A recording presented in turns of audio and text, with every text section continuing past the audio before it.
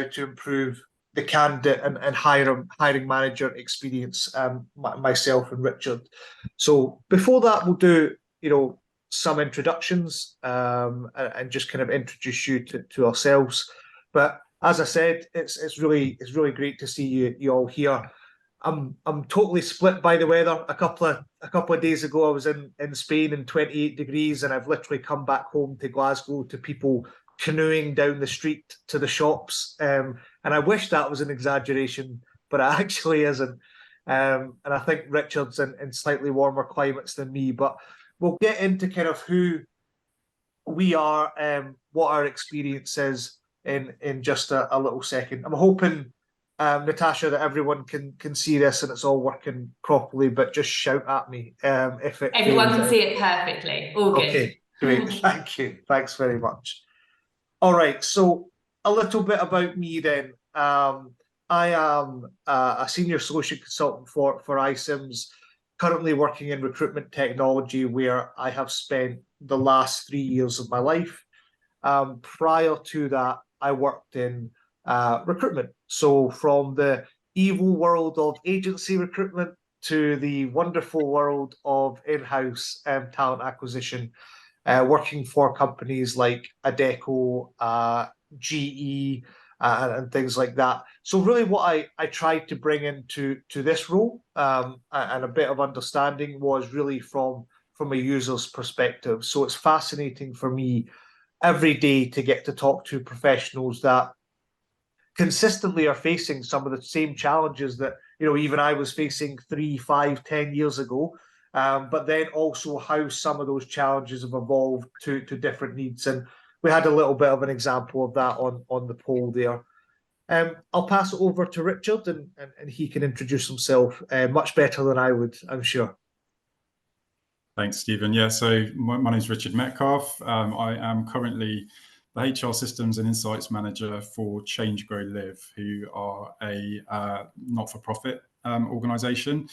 My experience, I suppose, in recruitment dates back to about 17 years, and I've worked in different types of environments. So both as an agency recruiter, I've previously worked for Reed Specialist Recruitment, and I've also worked as an in-house recruiter, and then more so in HR and specifically now in systems and data.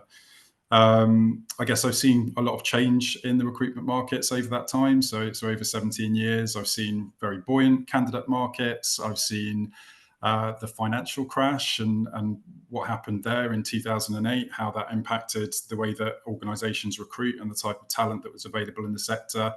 And then I guess now more so, we've had, the Great Resignation, big candidate skills shortages. So kind of a really changing landscape throughout that time. Thanks, Richard. So yeah, just to recap, right, what we're here to talk about today, going back one slide, is how to improve the candidate and hiring manager experience. Richard and I have been speaking now for a few weeks in preparation for this. You'll be happy to know.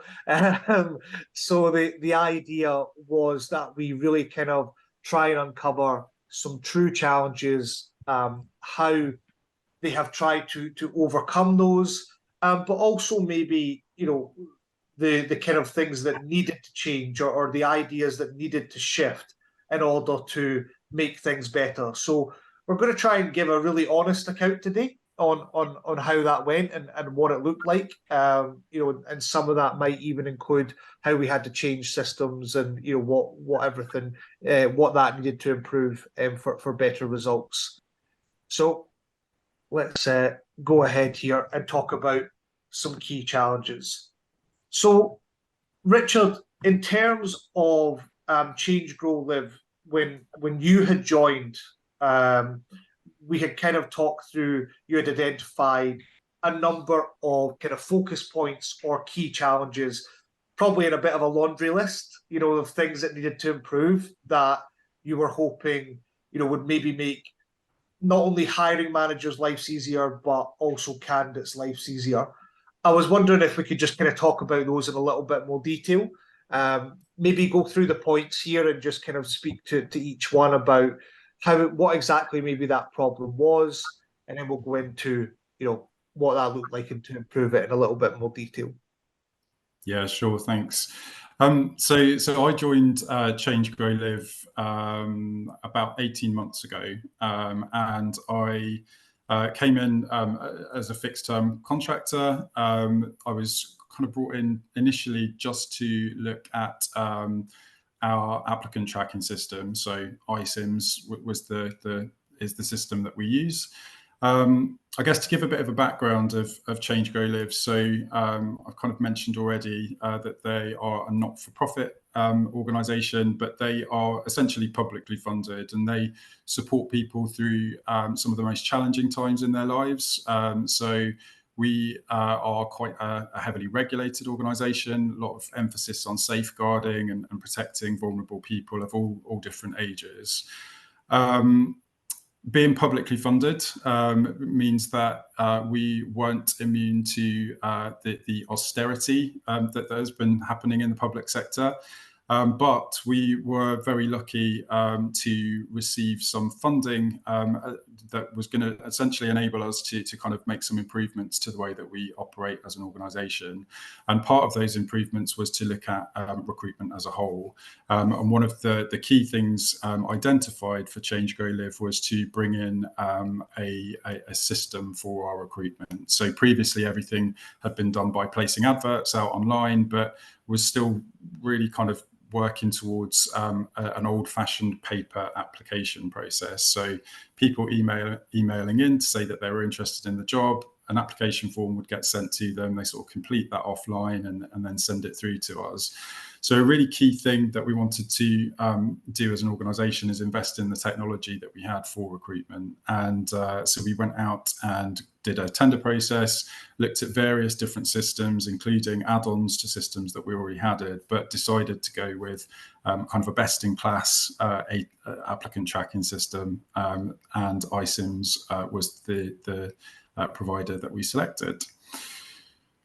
With the funding, there came some challenges. So with regards to the funding, it was only available for a very short period of time. And so it meant that we had to move very much at pace to get a system implemented. And the result of that really was that what we had to do was kind of just replicate the process that we already were using without a system.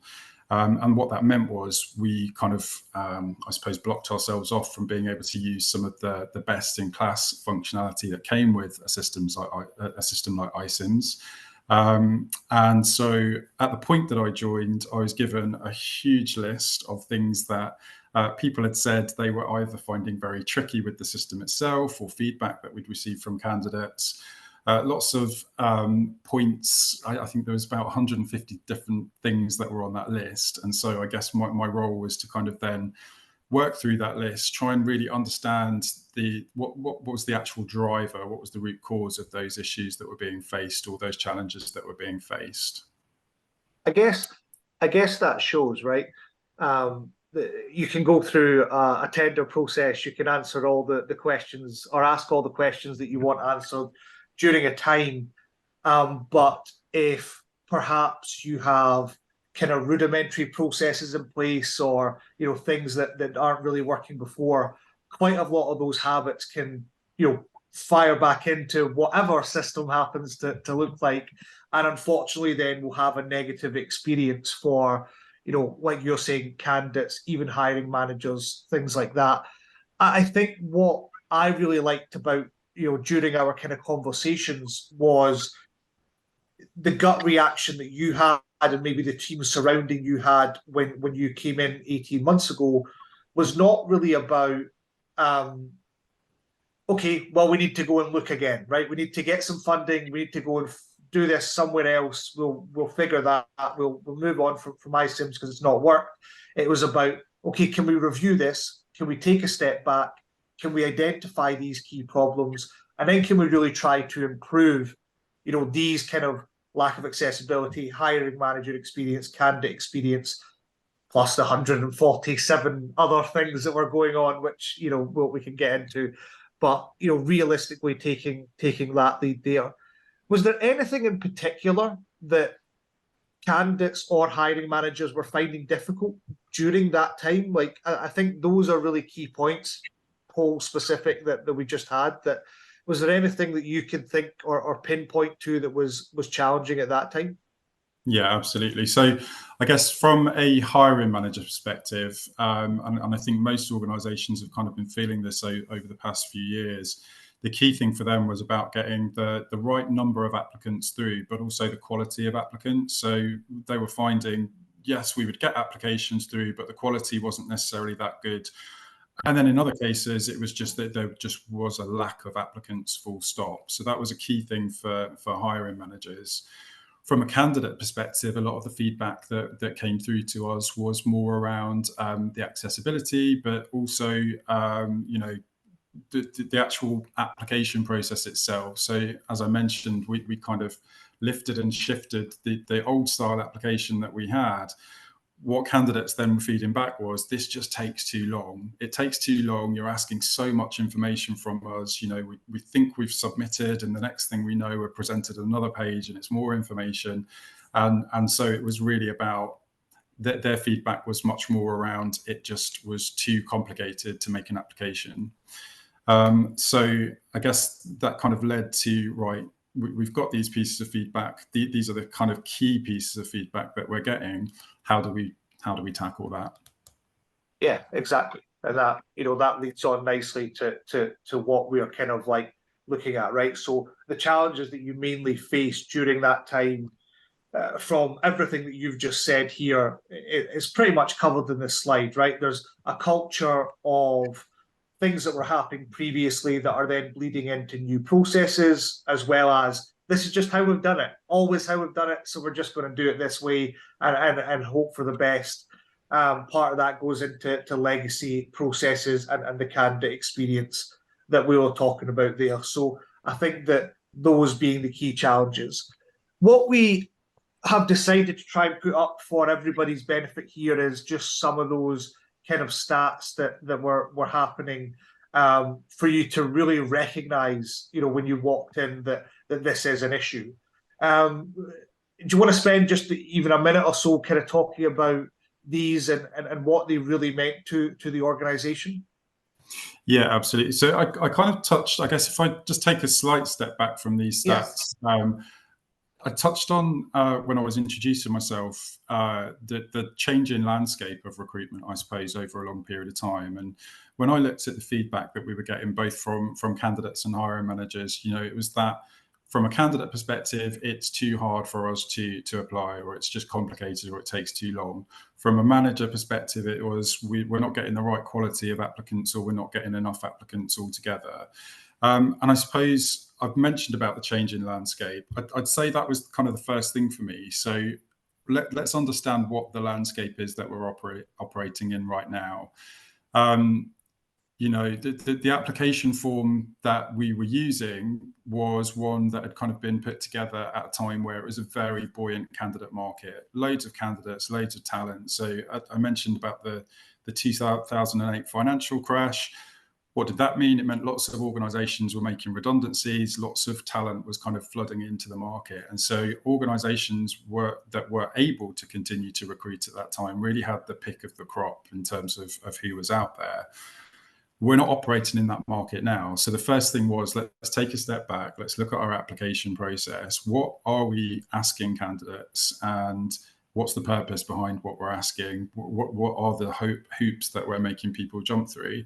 So these stats definitely speak to that. We could see within sort of the first couple of minutes, we had candidates opting out quite quickly. We've done a bit of research to understand what is a good amount of time for a candidate to spend, or what's the amount of time that a candidate wants to spend. So again, the changing landscape of recruitment, actually technology plays a big part now. So if I've got to sit there for an hour and a half typing out all personal statements and loads of detail about me, I'm probably not going to be that interested. I sort of want to swipe, press a button, give you the detail, and you then just take the rest from there. And what we were seeing was actually the majority of our candidates, those that did opt to continue with their application, they were having to spend up to an hour and a half. And that was kind of including, or not including even, doing some research on us as an organisation, learning about who we are, then having to kind of unpick their experience and provide that detail. So the research showed us anything between between half an hour up to an hour was kind of acceptable to candidates. Anything over that, not acceptable, and anything under that, they're probably not wanting to try too hard in terms of their applications. Therefore, are they that serious a candidate in terms of what they're looking for? So we were kind of looking to, okay, we know now we kind of want to look for that sort of sweet spot in the middle of the time frame that we have. I guess that was a cultural shift, something that we really needed to focus on for the organisation, because our hiring managers were very attached to the style of application that we had. They liked that candidates had to spend that amount of time, that, you know, it showed that they were dedicated candidates, etc. But it wasn't the market that we were operating in. So that cultural change and that change of mindset with our hiring managers was something that we needed to look at. I mean, there's that recruitment meme floating around, which is, now you've uploaded your CV, please type in your CV line by line again, you know, for the next hour, right? It's that Exactly. when it's moving into like pop culture of people making things like it, you know that it's an issue kind of globally rather than just with Change Grow Live. But I think what is really interesting there is the fact that, you know, you did the research around, you know, when people are expecting to apply for a role here, they are expecting to take, you know, X, Y, Z amount of time. You know, this is where we're going wrong in comparison to our current processes. And I think something that you said that's really interesting during that for me is, you know, some of those stats include things like research time. They include things like going through the application process, you know, so trying to make that as quick as possible so that they can spend time doing, you know, the things that matter, i.e., you know, researching, making sure that they're prepared if they ask questions when, you know, first stage phone calls come through, and, you know, all of this type of stuff is really starting to make sure that people are getting an idea of who the company are, what the culture might look like, you know, what they need to do to work there, as well as take the steps to apply for a role, all at the same time in a time that, you know, a time frame that suits them. And look, that might not be what people are used to, right? People might just think, hey, well, if you're going to apply for a job, you just open the Change Grow Live website, you apply for a job, and, you know, you move on to the next one. And I think we need to kind of get out of this mindset that maybe that is what candidates are doing. You know, people are genuinely spending time to make sure that they know who they want to work for, right? And what does that look like? And that's part of that, you know, culture outside of just recruitment. I think post-pandemic, people care more about the moves that they make, where they end up working, who they end up working for. And if you can make that whole process smooth, then that's a great thing to do. Exactly that. And we live in a, you know, nowadays you can find out a lot about an organization, not just through their website. There are so many other tools and resources out there. So if you think of things like Trustpilot, or what do people think of this organization on there? Glassdoor, these are the people that have worked for the organization. What are they saying? So all of those kind of the ability for candidates to do that, and they want to do that, exactly as you just said, kind of coming out of the pandemic, people had their own kind of cultural mindset change, and they know that they're looking for something that makes them feel good about going to work. Absolutely. All right. So look, we've got one question that we'll kind of put everyone can write their answers to this in the chat. Are you facing similar challenges? Please, when you're typing, make sure you select everyone for anyone that's just joined. But are you facing similar challenges to the types of things that Richard and I have been talking about for the last 10 minutes? I'm going to presume it's yes, but, you know, let's see if anything comes through in the chat.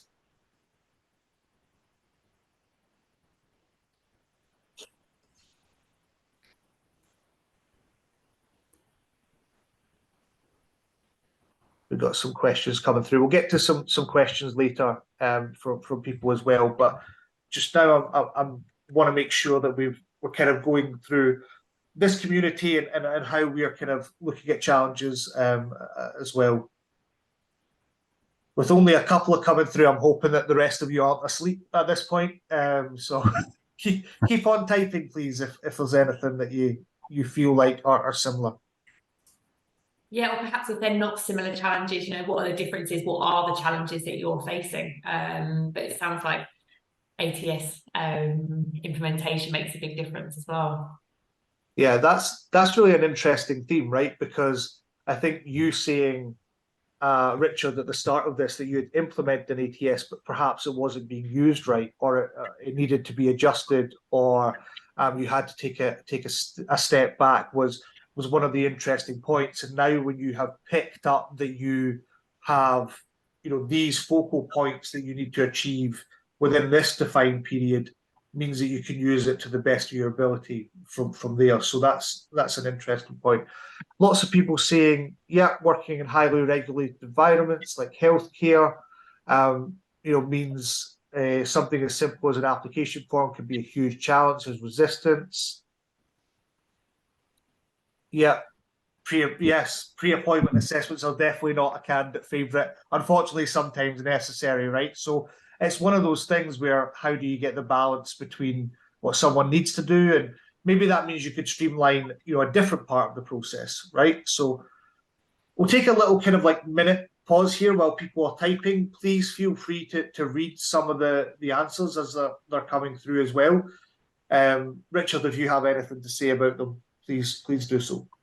Yeah, I think just so there was a point that you mentioned as we were talking just before the questions, actually, and it was around the meme. So upload your CV and type out your CV. And that's a really interesting point, actually, to one of the challenges that we face. So we weren't asking people to upload a CV, but we were asking everybody to manually type out all of their experience. One of the biggest things that we changed was turning on a functionality within iCIMS where a candidate can upload their CV and all of that information passes through and creates their profile. And then the candidate, all they've got to do is kind of go, yep, that's all gone in the right order that I was expecting it to, and move on. So from that, spending 20 minutes manually typing things out to just uploading a CV into the system, that already is saving 20 minutes for the candidate within that application process. And that's a big change in terms of Leah is saying on the chat here, they amended the application form from 30 minutes to 5 minutes, and it's increased application minutes thousands. Yeah. Right. And look, by default, that's going to happen. And I think that's a really interesting point. And I think the great thing about this chat, guys, some of you are answering between each other, which is great. But if you've got a sticky problem that's right at the start of your process, could you take a step back and move it further down the line? When people are engaged with the business, people, have maybe had that first stage, whatever that looks like. And I think that's something that we see from kind of a customer focal point from iCIMS as a whole, is that kind of culture change of taking a step back, assessing, putting the pieces together in a way that makes sense really does make a huge difference. So, yeah, okay, right. And some of you are saying about challenges later on in the process as well, right? Like HR forms and all that kind of stuff as well. So I think that that's all kind of part of, people just don't like sitting at their computer typing for hours and hours or answering things. We're in this kind of like generation, certainly younger generation, of instant gratification, and you expect results for something within a very short period of time. So, for me, what I always speak to people about when I'm kind of doing, what I do on a day-to-day basis is, how can you streamline and get everything that you need within a short time frame? And really go and think about that question. Like, genuinely don't just say, well, we can't because we need all the information. Because do you, or could you do it in 3 parts? That means that, it could be broken down into XYZ chunks. That might make things a little bit easier. So, just food for thought there as we start to move on a little bit. Yeah, I think a kind of an important part of this as well. So I saw at the beginning of the conversation, somebody had mentioned diversity or getting diverse candidates through was a challenge. And actually, again, your application form can be a blocker to that diversity. So, if you're open to candidates who are neurodiverse, a large application form with lots of questions and detail, and please provide us your entire life story, that can be a huge challenge and a blocker to some of those candidates. So it's important to remember as well, the more simplistic you make your application form while still maintaining the integrity of what you're getting can be an enabler or a blocker, depending on the types of candidates that you're wanting to pull through. Yeah, no, absolutely. All right, look, let's talk about the initiatives in place. When you and I were talking, we were very you were very upfront, Richard, about the challenges that had been in place. You've actually just maybe talked or led very nicely into, initiatives from what you've just said there. Look, I know you had a laundry list. I know there was lots of things to kind of fix and solve, but I think you had mentioned that there was 3 kind of key things that you had put in place that meant that meant maybe smoother processes down the line. So can you talk about some of them for me as we put them up on the screen here? Yeah, absolutely. So I guess accessibility was certainly a key one. One thing that I noticed, I did a bit of analysis of the job adverts that we were putting out as an organisation, and they were very minimalistic, let's say. There was a very kind of reliance. There was a reliance on PDFs that were being attached to the job advert. So the advert itself didn't contain lots of content. The PDF contained a large job description and kind of role profile. But we knew that, I guess, you've kind of got that first opportunity to catch a candidate when they see your advert. So having a real good structure to how your advert's written can make a big difference. The other thing is as well, if you're directing people out to different sources, so for example, a PDF, that can have a big impact. Every time you send somebody out of that application, the likelihood of them coming back in reduces. So keeping people inside your application is really important.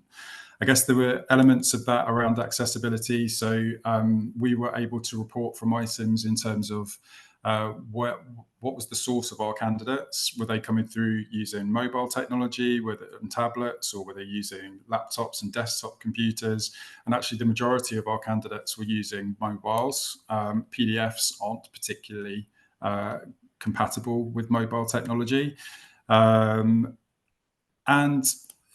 from a kind of diversity perspective, again, PDFs aren't brilliant for people who are neurodiverse or people who maybe need support in terms of being able to read, etc. as well. So for people that use screen readers don't tend to be able to read PDFs. So there were all sorts of things that were attached just to that simple method that we were using. Another part of that then, so I mentioned about looking at the way that we structure our adverts. A key part of that was to work with our DE&I team, so diversity, equity and inclusion team, to look at the language and the structure that we were using within our adverts as well. So was the language more masculine than it was feminine? Could it potentially put off candidates from a particular ethnicity background? Working with that team to kind of really understand, is what we're putting out there attracting in that diversity that we want as an organisation? And, as an organisation, Change, Grow, Live, diversity, equity, inclusion is really a kind of golden thread that runs through everything that we do. So it's not just about recruitment, but it's about everything that we do. We've always got that focus there. We've got a dedicated team, but we also have champions across the organisation. So we had a real wealth of people that could kind of support us through that journey to look at, is what we're putting out really what we want to be putting out there. When you say like a dedicated team members, is that across the various departments? Like, is that something that you looked at as you come in and you say, hey, we're struggling in this area, we want to improve it, fill in the blank names. Do you want to come in and help us as a recruitment team to really kind of channel this and move forward? Like, how is that structured? Maybe some people, D&I was number 1 on our list here this morning, right? So maybe some people are thinking, hey, that sounds good, but we don't have any idea about how we might structure that. So how did you do it? Yeah. So again, it's something that's evolved over time. So it started with people out in some of our services that had a real keen interest in DE&I. That then evolved over time to having a centralized team that are part of the people directorate. So we have a we have a director of inclusion at Change Grow Live. With a team of people that are then able to kind of go do the research, look at the data that we have in terms of our own organisation, and really sort of be able to explore some of those particular topics that maybe we're wanting to look at. But likewise, then across our network, I mean, we've got up to nearly 7,000 people that work with Change Grow Live. Within that network of people, there are lots of people that are able to provide their own insight as well, whether it's from a local level, whether it's from their own perspective or their own experience. So we're able to draw all of that into the organisation. And I guess communication and talking to each other is a really fundamental part of that structure. So yes, we've got a central team, but yes, we've also got champions across the organisation, and then we're all communicating in and out and supporting each other. Yeah, no, absolutely. And I think that's where probably I see some of the most growth in organizations as we kind of talk about solutions together, right? It's a lot of recruitment back when I did it for over a decade. I know you're all surprised because I look like I'm 21 years old, but I did recruitment for a decade prior to moving into recruitment technology. And the reality was then is that recruitment almost seemed as like this function that existed in a business, but was very much operated as a business outside it, right? Like it was like this service to an organization. What we've seen probably in the last 2 to 3 years, maybe even a little bit longer, is there's this kind of acceptance of like, no, wait, really, we need our people, right? We need people to work. And this kind of function that exists and has existed kind of like the periphery of the business really needs to be part of day-to-day decisions and conversations that we make. And I think we use the phrase kind of get invited to the table, right? Making sure that you have the kind of the inputs there. And I think when you're saying that you're putting initiatives in place, when you're trying to, get communication and conversations going through the whole business, that's really key, right? Making sure that you have that. And look, some people might not have that currently, and it might still be a struggle. But if you do have it, leverage your seat at that table to make sure that people know that, hey, we've got X issues. Here's Y initiatives to solve them. How can we do that together, really, as a function? So what I would love to kind of just bring up again, just for a minute or two here, is really what initiatives have perhaps you done in your business. It might be similar to what Richard has kind of had a look at and tried to do, maybe relating into your challenges that you've already written.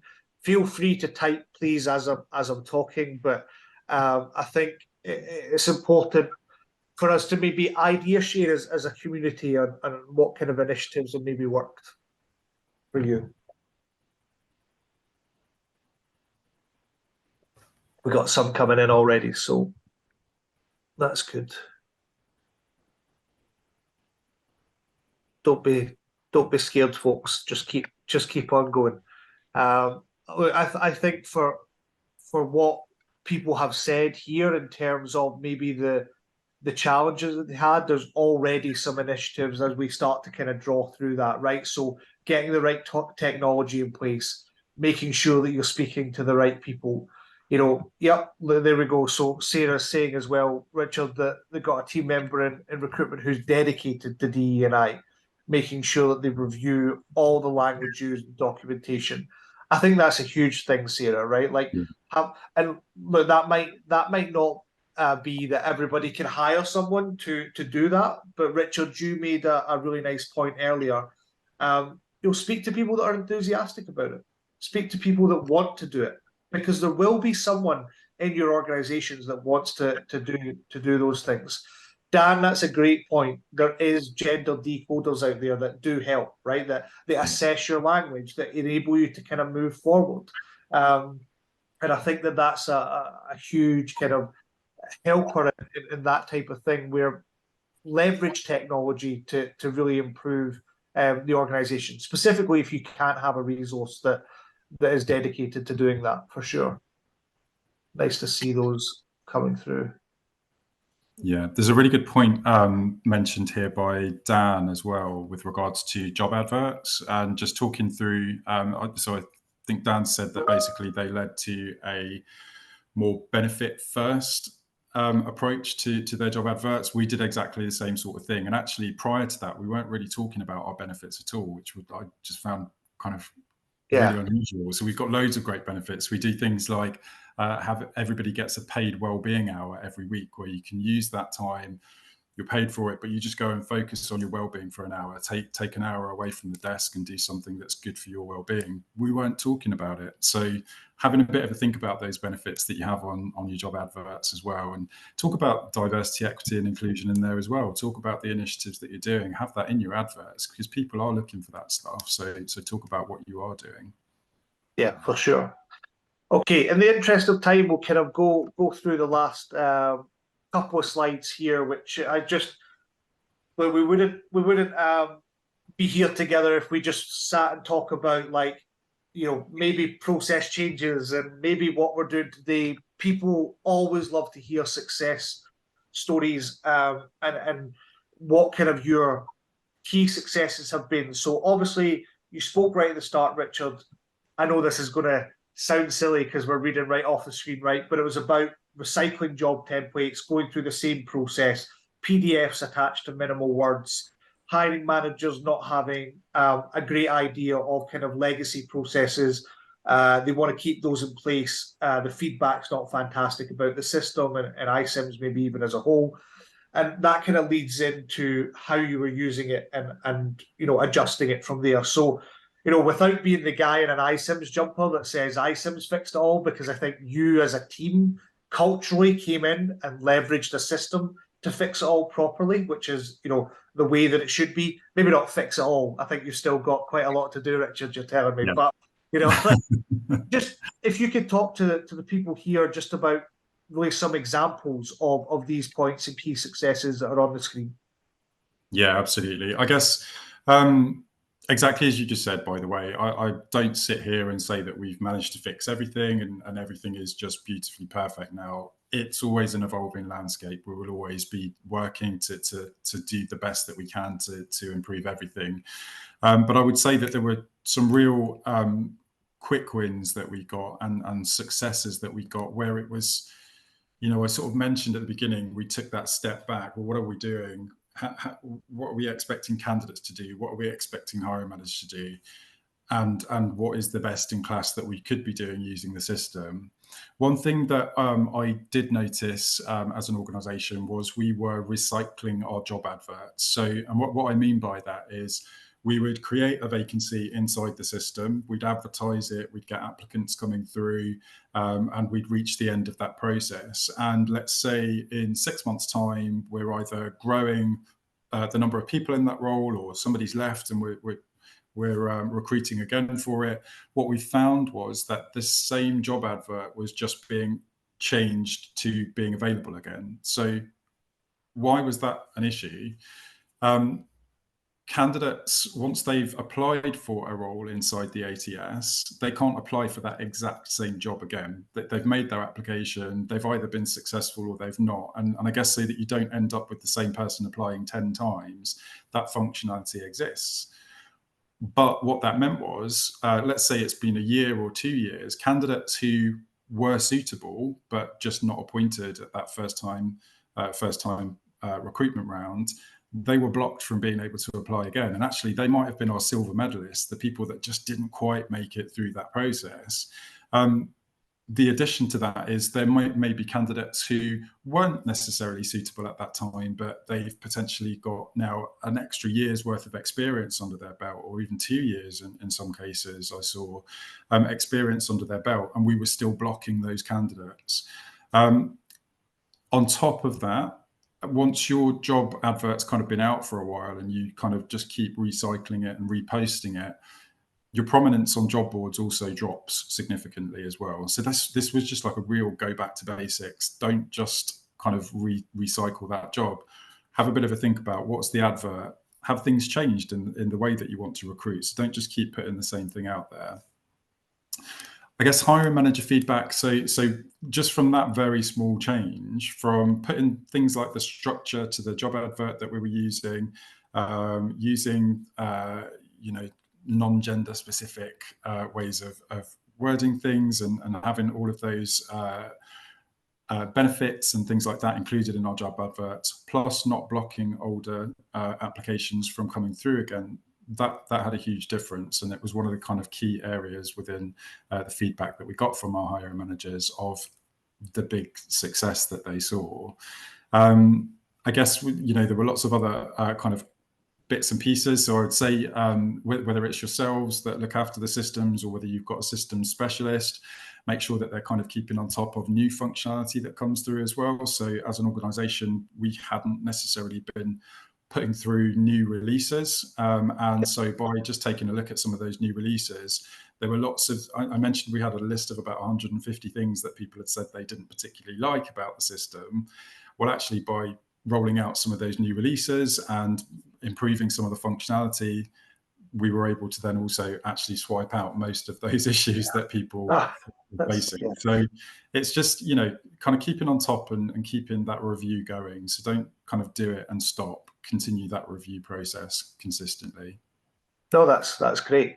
Look, we've got, I think, about 10 or so minutes left. So Richard, in 1 minute or less, can you tell me what the future looks like for Change, Grow, Live, and what you're planning on continue to do? Yeah, so there is actually within iCIMS, there is new functionality, or in fact, sorry, it's not new functionality as such, it contains new functionality, but there is a completely new user interface. It's referred to as new iCIMS. For me, that is so much more structured and clear for hiring managers to be able to use the system. So that's something that we're looking at the moment, doing testing. We'll be starting to do testing with managers over the next few months to see what does that look like. Does it work better for them?